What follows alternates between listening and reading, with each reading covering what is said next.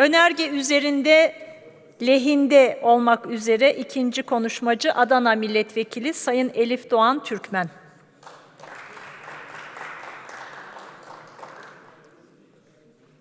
Süreniz 10 dakika Sayın Türkmen, buyurun. Teşekkür ediyorum başkanım. Sayın Başkanım, değerli milletvekilleri, Milliyetçi Hareket Partisi'nin hukukun sorunları ile ilgili vermiş olduğu araştırma önergesine dönük partim Cumhuriyet Halk Partisi adına konuşmak üzere kürsüdeyim. Milliyetçi Hareket Partisi'nden Sayın Hatip, hukukun, yargının, özellikle de pratik adliye saraylarının yaşadığı sorunları anlattı.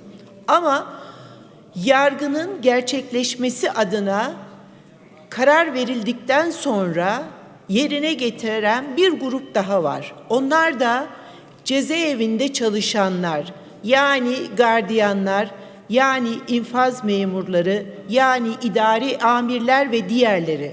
Bu konuda Grup Başkan Vekilimiz Sayın Özgür Özel, Genel Başkan Yardımcımız Veli Ağbaba ve Muğla Milletvekilimiz Nurettin Demir'in cezaevleri ile ilgili hazırlamış oldukları kitaplar gerçekten hukuk fakültelerinde ders kitabı olarak okutulabilecek kadar sorunlara inmiş, tespit etmiş ve çözüm önerileri sunulmuştur.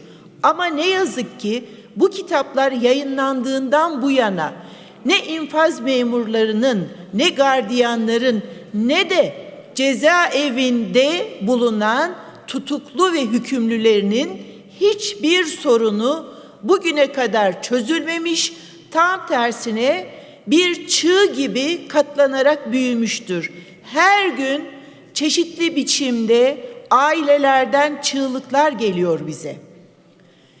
Yüzlerce insanın insanlığa yakışmayan bir biçimde cezaevlerinde bulunduklarına dair ve şunu söylüyorlar: ya denetimli serbestlik 2 yıl olsun ya da bir af olsun.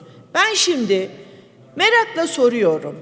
Sürekli varlık barışı diye af getiriyoruz. Kara parayı aklama adına çalışmalar yapıyoruz. Peki, belki çoğu da kader mahkumu olan bu hükümlüler için neden bu mecliste hiçbir düzenleme yapmıyoruz? Neden bu kadar ailenin çığlıklarına özellikle hükümet ve AKP grubu kulaklarını tıkıyor? Ben bunu gerçekten merak ediyorum ve binlerce kadın, eş, anne, baba, çocuk adına da bu soruyu sormak istiyorum. Hükümetimiz ve AKP grubu, çünkü bu işlemi yapmaya, bu mecliste bu çalışmaları yapmaya sayısal olarak onlar yeterlidir. Niçin bu çığlıkları duymuyorlar? Bunun yanı sıra bir konu daha var. Sayın konuşmacı dile getirmedi. Adliye personeli. Adliye personellerinin de ben yaklaşık 20 küsur yıl avukatlık yaptım. Ne kadar zor koşullarda çalıştığını biliyorum. Evet, görevini layıkıyla yapmak isteyen, düğmesiz cübbesini iliklemeye çalışmayan hakimler ve savcılar evlerine dosya götürüyorlar. Cumartesi, pazar dahi çalışıyorlar. Bunun yanı sıra bunlara yardımcı olan adliye personeli. Biliyor musunuz ki onlar çocuklarını iyi bir yaşama kavuşsunlar diye bir dershaneye gönderebilmek adına o kadar çok fedakarlıklarda bulunuyorlar ki, ama onların yaşamını iyileştirme adına hiçbir şey yapmıyoruz. Şunu da yapıyoruz ama elektrik şirketleri kârına kâr katsın diye kaçak elektriğin, kayıp kaçak elektrik parasını onu kullanmayan tüm vatandaşlardan almak adına yasa düzenleyen, meclise yasa ile ilgili tasarı getiren hükümet ve AKP grubu ne yazık ki bu binleri bulan adliye personelinin yaşamını birazcık iyileştirmek adına ne yazık ki hiçbir çalışmaya parmak ve imza atmıyorlar. Bu konuda da tüm yapılanlar Türkiye'de yaşayan her vatandaşın vicdanında yerini buluyordur diye düşünüyorum. Değerli milletvekilleri, Türkiye anayasanın askıya alındığı, kararların sarayda verildiği, devletin bir bütün olarak meşruiyetinin aşındığı bir dönemden geçiriyor. İnsanlık tarihine baktığımızda 4000 yıllık insanlık tarihinde şunu görüyoruz. İnsanlar o günden bugüne eşit, bağımsız, adil bir dünyada yaşama ülküsünün peşinde koşmuşlar. Bunu yapan insanların adil bir dünyada yaşamasının koşullarından biri de ülkeyi yönetenlerin güçler ayrılığı prensibine uymasıdır. Tüm dünyada evrensel bir ilkedir. Yargı, yasama ve yürütme. Dünyada insanlık tarihinin 4000 yıllık birikimiyle geldiği bu noktada ülkemize baktığımızda ne yazık ki ne görüyoruz? Dikta rejimi kurma hevesi sistemin tüm kurallarını aşındırıyor. Otoriter rejim adına Türkiye'nin istikrarı yok ediliyor. Ama hukuk da güç karşısında susuyor. Keyfilik artıyor.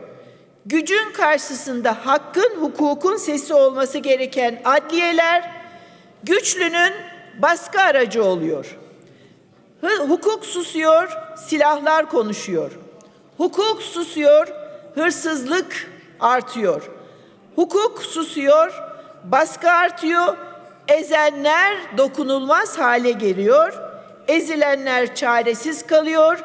Siyaset ve demokrasi Türkiye'de artık bir buhran yaşıyor.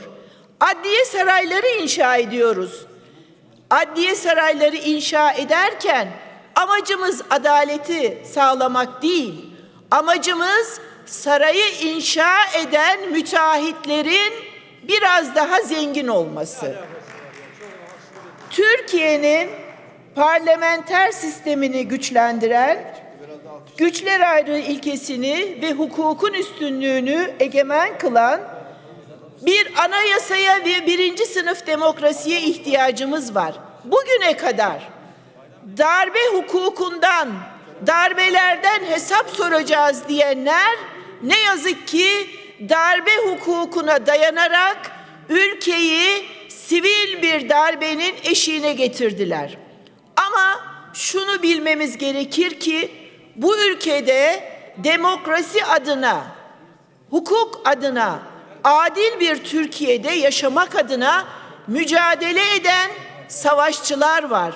Biz hiçbir zaman bu savaştan yılmayacağız ve ülkemizdeki bağımsızlık ve demokrasinin en önemli unsuru olan yargının yeniden bağımsız hale gelmesi için her tür çalışmayı yapacağız ve o çalışmaların da yanında olacağız. Bu nedenle bugün MHP grubunun vermiş olduğu araştırma önergesinin lehine söz aldım ve şunu söylemek istiyorum. Hep büyük hedefler koyuyoruz. 2023 diyoruz, 100 yıllık hedef diyoruz ve bu hedeflere baktığımızda insan adına hiçbir şeyin olmadığını görüyoruz. Nedir hedefler? İşte Osman Gazi Köprüsü. Osman Gazi Köprüsü'nün yapılışına karşı değiliz. Üzerinden insanlar geçecek. Ama Osman Gazi Köprüsü'nün fiyatının 80 küsür lira vatandaştan alınması, onun üstünün hazineye yani 79 milyon insana yüklenmesine karşıyız. 40 bin kişi aracın geçmesini taahhüt eden devletin 40 bin araç geçmediğinde o aradaki araç farkının tüm bedelini 79 milyon insanımızın ödemesine karşıyız. Biz Türkiye'de adil bir düzen istiyoruz ve bu nedenle de 550 milletvekiline sesleniyorum. Anayasayla ilgili, milletvekili olmakla ilgili yemininize bağlı kalınız ve buradan tüm cübbesini düğmesi olmamasına rağmen iliklemeye çalışanlara karşı iliklemeden görevini yapan yargı mensubu ve tüm avukat meslektaşlarımın önünde de saygıyla eğiliyorum. Selam ve saygılar.